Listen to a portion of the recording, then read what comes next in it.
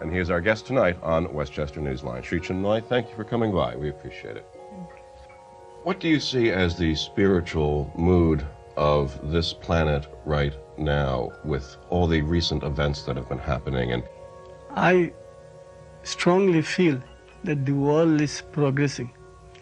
The world has a sincere hunger for peace.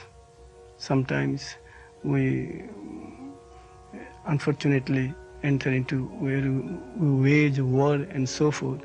But in the very depths of our hearts, we are all longing for peace, a oneness home.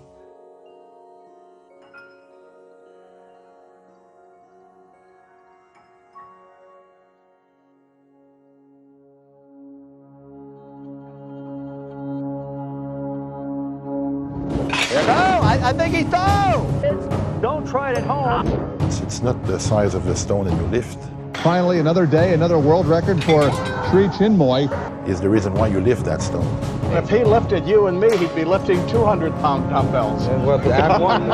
Well, you know, if you feel the weight of the world on your shoulders today, you're in good company. Sri is lifting for the world and all of its people. You ask why did he do it? Well, it's because he can, and that's good enough for me. You almost feel like gravity stops. Is there anybody that does good just for the sake of doing good? There are weightlifters and there are spiritual leaders. Very seldom the two actually meet. If you become a spiritual person, you could accomplish anything. The amount of poundages he was moving was unheard of. But if you were to combine the Dalai Lama and the Incredible Hulk, you might just end up with something like Sri Chinmoy. Sri Chinmoy, unsreleavable.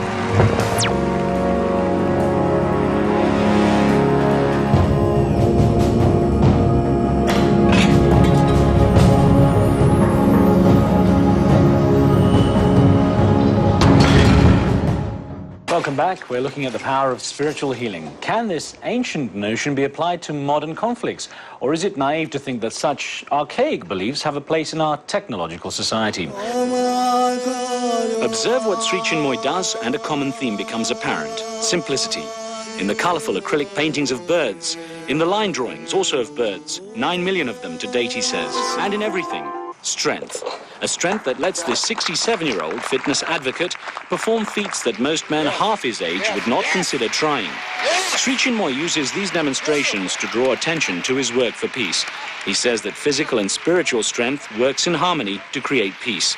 It's a message he's brought to such notable figures as Mother Teresa, Mikhail Gorbachev, and Nelson Mandela, who got a personal demonstration of Sri Chinmoy's ability. Through races, concerts and meditations held each year around the world, Sri Chinmoy calls on nations to remember that all people are brothers and sisters, a philosophy that begins in the heart of each one of us. Nation declares war on another nation, not because the nation is far superior, but the nation feels in the depth of its heart that it is weak. So he who is really strong will not fight. So when we pray and meditate, we develop inner strength. And this inner strength is nothing other than peace. People may misunderstand me why I have entered into the bodybuilding and weightlifting, only because of this.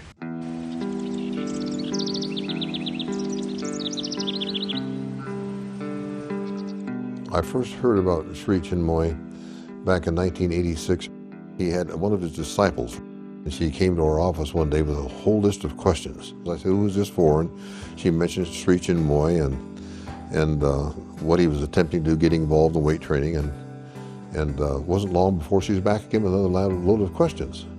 He was doing what I was asking her, suggesting he might do, but I could see he was going steps further and further. When, after meditation in the morning, I take stretching exercises. Stretching exercise for 15 minutes or even an hour. Everybody who comes through a field like bodybuilding, if they have the opportunity to stand on the shoulder of the giants that came before them, they're lucky. You know, he's the foundation of bodybuilding, one of the cornerstones, you might say. Bill Pearl's career spanned 20 years, and he never lost.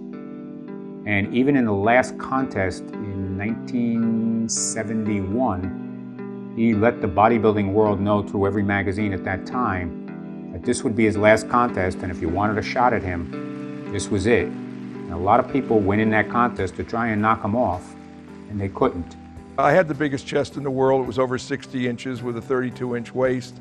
And the depth that I had and the broad shoulders that I had, just it created the ability for Arnold to give me the name Big Mike.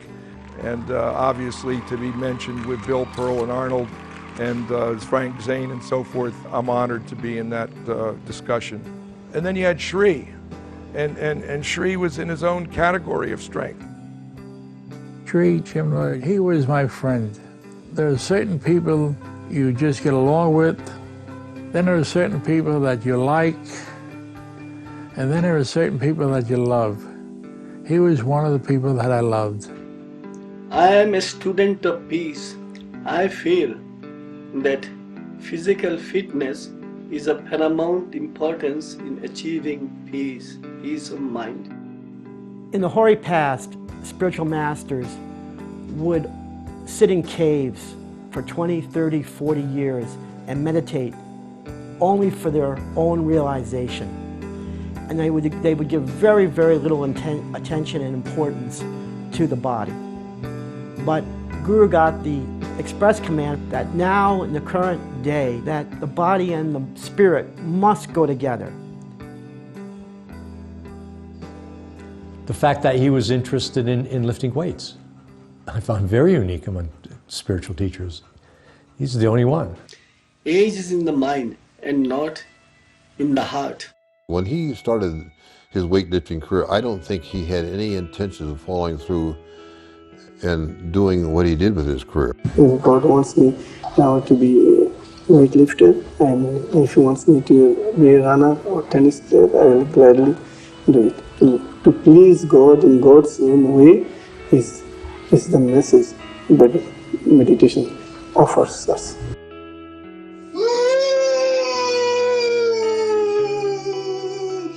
And as he saw that he was capable of doing more, he took on more. But I don't think he started out with that intent at all. I'm absolutely positive he probably didn't. I'm almost sure that he didn't. At the beginning, Guru starts off really innocently, really small, 40-pound lifts. And then before you know it, Guru's doing 75 pounds. It went up really, really quickly. The heavier your load, in other words, the more you take on, the more effort you're going to have to put out to do it. You're going to have to expend really sincere, focused effort, a lot of effort. And you lift it a short distance because that's all you have to lift it, because that's the idea, and that's it. My son introduced him at the store. I had a store on South Conduit Avenue. He would say, here's one of our best customers. He buys thousands of pounds of weight. I said, is this guy crazy? What is he doing with so much weight?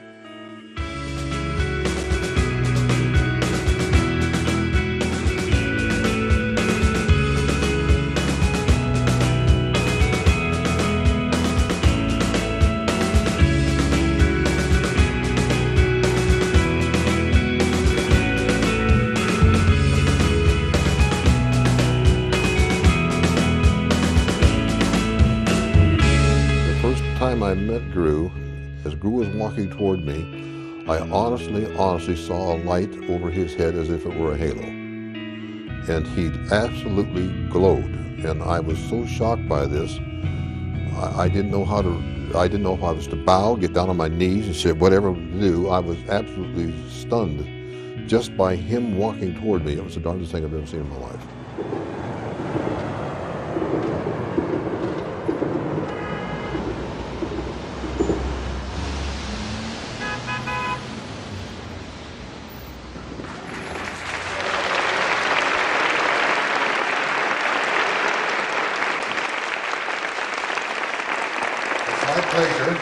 To be a small part of another of Guru's lifting marathons.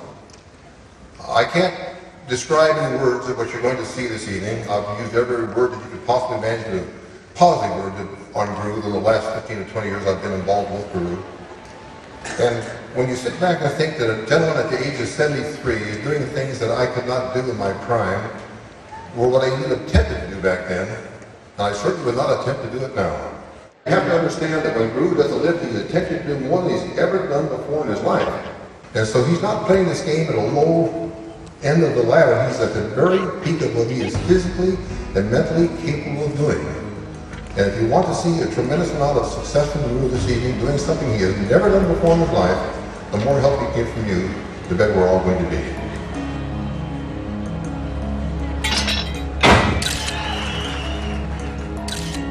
I could have a spectrum, and at one end is strongman lifts.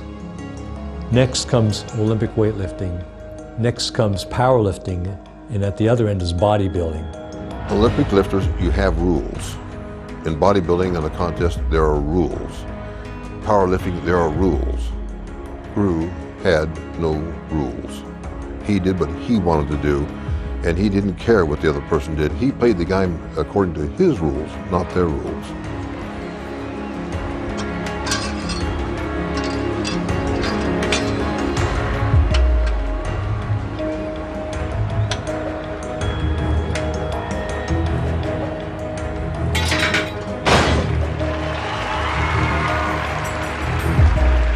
I don't even know if anybody could have done what he did.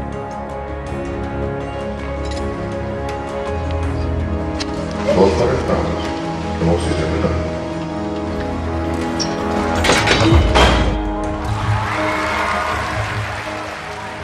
From what I know about bone strength, and especially in older people, he was definitely pushing those limits in order to support 1,500 pounds.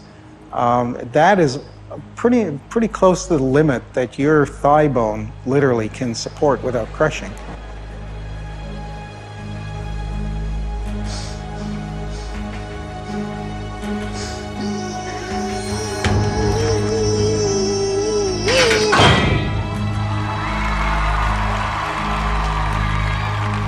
You got to look beyond the exterior, even what he's doing. I mean, it's very impressive. But what's the meaning of the message? Okay, what is the meaning of all this? Why? It's all about self-transcendence. I do not have any set goal, but my goal is self-transcendence. I always try to transcend myself. I do not compete with the rest of the world. I compete with myself all the time. I try to become a better human being. This is my ultimate goal.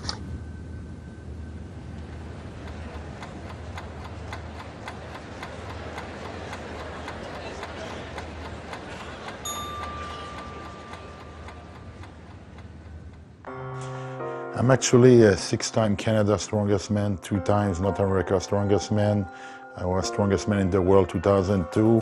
Now there's no point going any lower than the world record is. If I got a shot, it's now. Very brave move in front of his home crowd. 7,000 people cheering him on. The man from Quebec, never been beaten on home soil. Hugo Girard of Canada for the world record.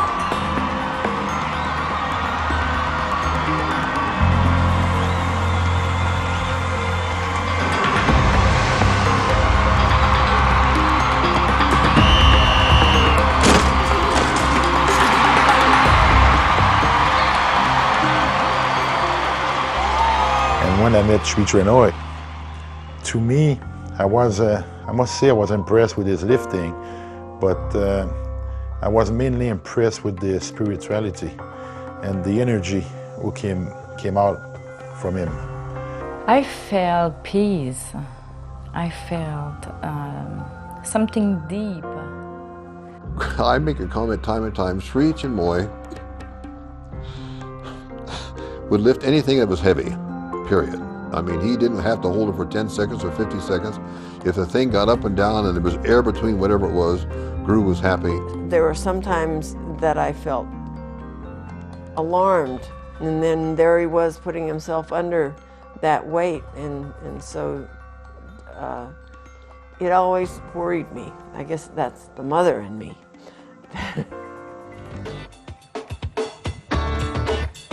For the World Sport finish line, an impressive weightlifting demonstration by spiritual leader Sri Chinmoy in New York. The 68-year-old advocate for peace turned to weightlifting exactly 14 years ago.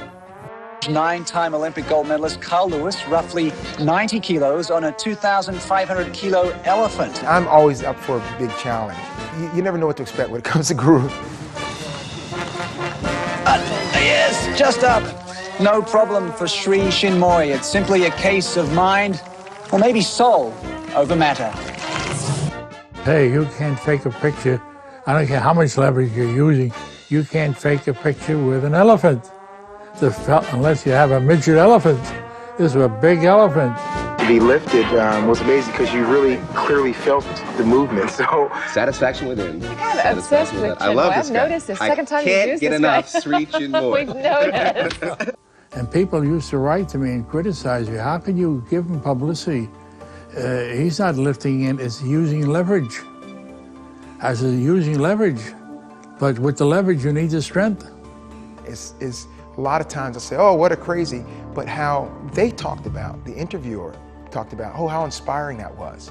I mean, so the message got through because it was guru. I do believe we all have this strength inside us. It's just a matter of getting there. The distance is short when the load is heavy because of the kind of preparation and focus you have to do it. My focus is only on one thing, on the weight or on the things that I am lifting. I do not allow even an iota of thought to enter into my mind. You know, when I think about people that might be doing things like that, I'm thinking about NFL linemen. But he's so far out of the realm, for example, just from a point of view of age, let alone, you know, body size, that it's a little hard for me to explain. But I mean, the evidence is there, so it makes it very interesting to try and explain it. My philosophy is very simple. Never, never, never to think of age. By virtue of my prayers and meditation, I am able to bring down infinite grace from above.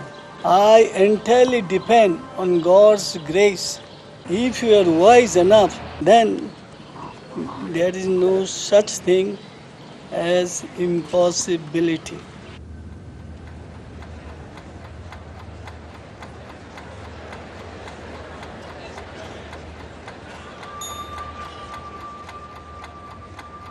Some people just looked at him that he was trying to get publicity for himself or whatever. They missed the point of what he was trying to accomplish and what he was trying to say. I think he was understood by people who wanted to understand him.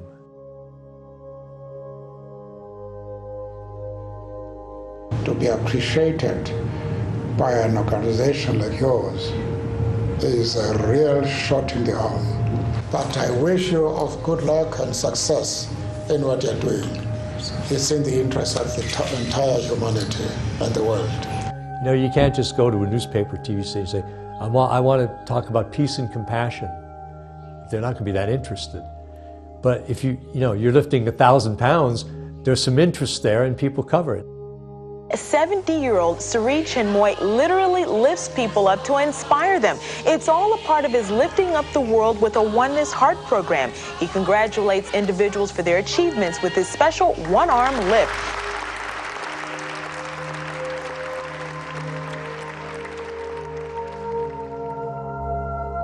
You are part of the spiritual force of love that emanates from God and which will transform the evil of this world into its counterpart. He's lifting everyone up. It's uplifting to watch him do this. And it's uplifting in the sense that it helps us transcend our own personal limits. He's a great example for me in my training. I have his picture all over my gym, and a lot of times I don't feel like working out. I just look at the pictures and I'm back to doing my next set.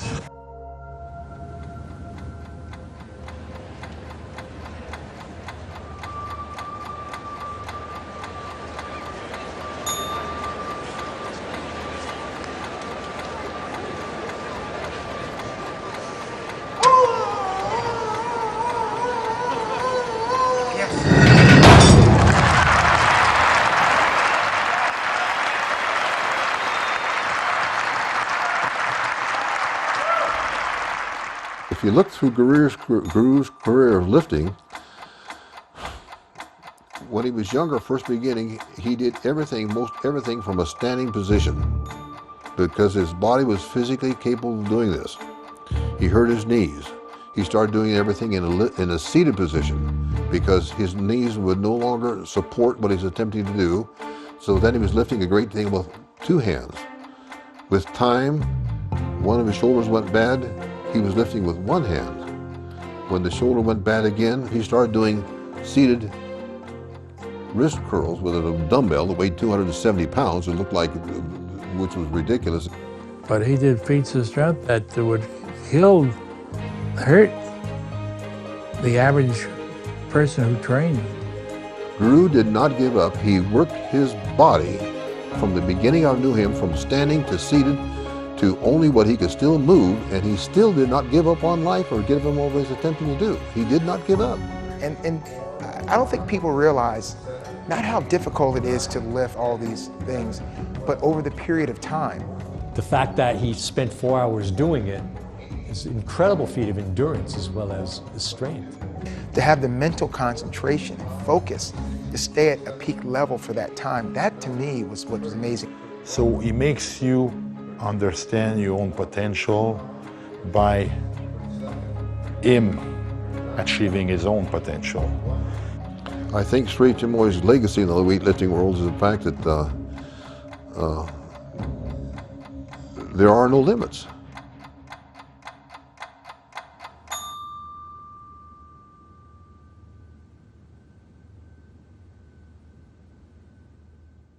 But the toughest thing at the end, that's what jumped out at me.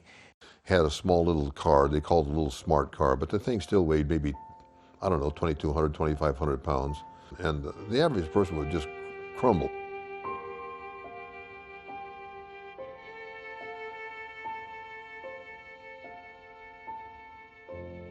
My biggest fear was that Guru was not going to be able to do what he was hoping to do.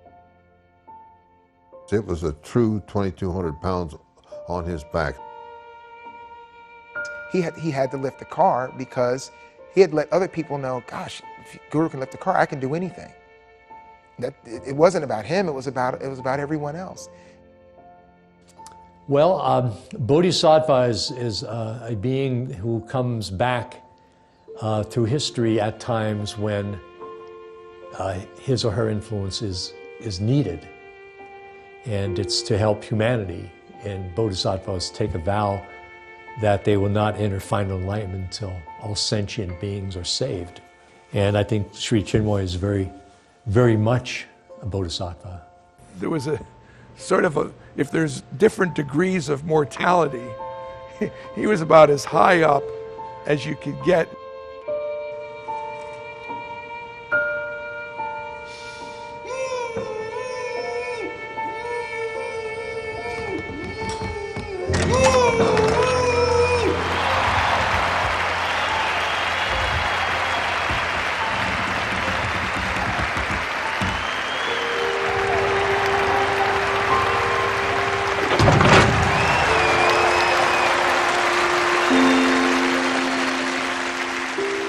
Never forget this humble man.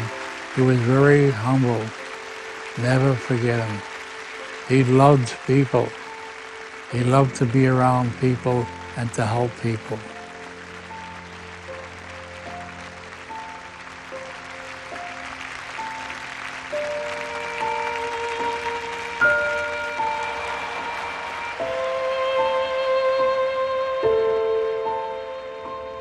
I have a photograph of Guru in the next room there. There is not a day goes by that I don't wake up in the morning and say hello, and not at night that I don't say goodbye. And like I say, I blow him a kiss every time I walk by.